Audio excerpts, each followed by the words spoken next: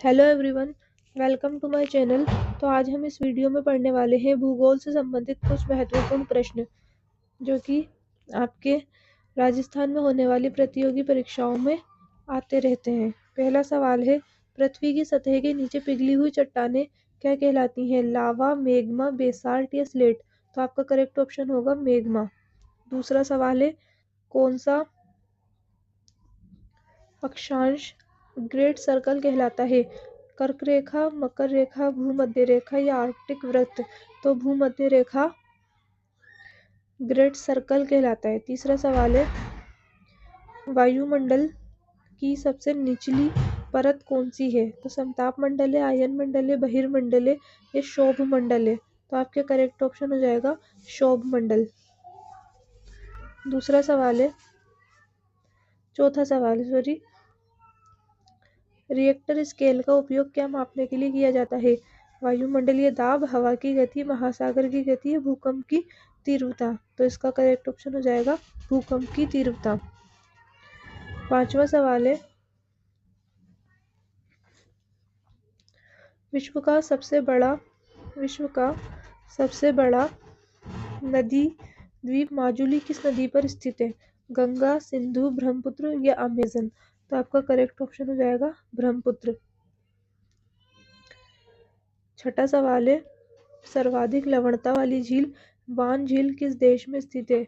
Jordan, Iran, Israel या तुर्की? तो correct option हो जाएगा तुर्की।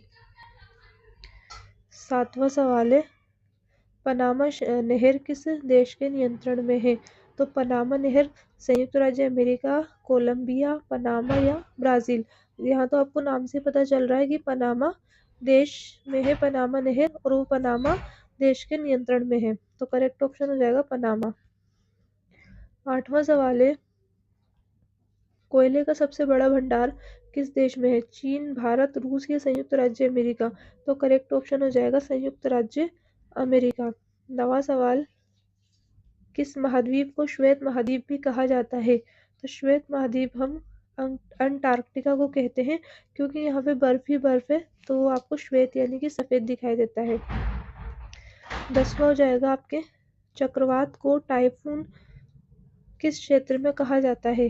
तो ये आपको कहा जाता है पश्चिमी प्रशांत महासागर, या इसको चीन सागर भी कहा जाता है। 11वां सवाल है, पर्वत निर्माण से संबंधित कौन सा सिद्धांत है?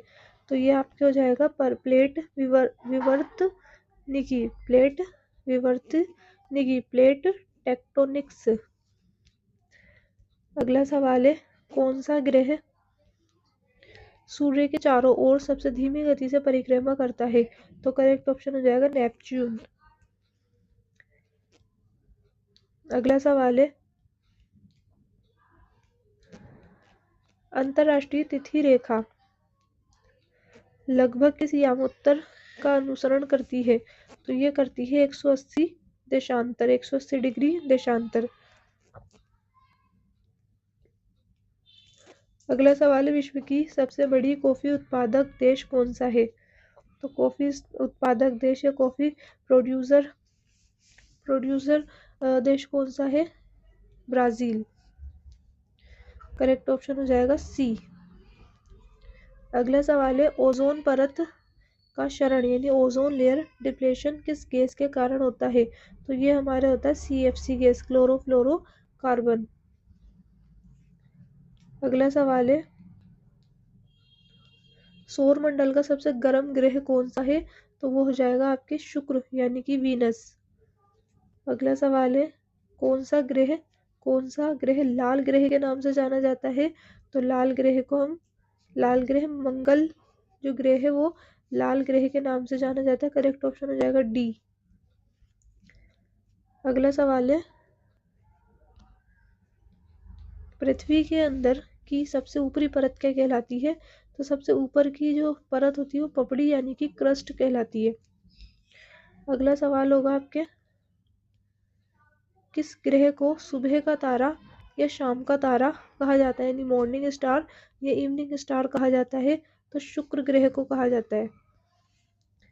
अगला सवाल है, पृथ्वी अपनी धुरी पर किस दिशा में घूमती है? तो करेक्ट ऑप्शन हो जाएगा पश्चिम से पूर्व की तरफ। अगला सवाल है, अंतरराष्ट्रीय तिथि रेखा लगभग किस मेरिडियन का अनुसरण करती है? यानी इंटरनेशनल डेडलाइन लगभग किस मेरिडियन का अनुसरण करती है? तो ये करती है, ये आपके लिखा हुआ है 180 डिग्री देशांतर। अगला सवाल होगा, पृथ्वी पर दिन और रात किस कारण होते हैं? तो ये होते हैं आपके घूर्णन के कारण, रोटेशन के कारण। अगला सवाल है, कौन सी परत पृथ्वी को उल्कापिंडों से बचाती है? तो ये मध्य मंडल यानी मीसोस्फीयर, ये आपको उल्कापिंडों से, हमारी पृथ्वी को उल्कापिंडों से बचाती है। अगला सवाल है,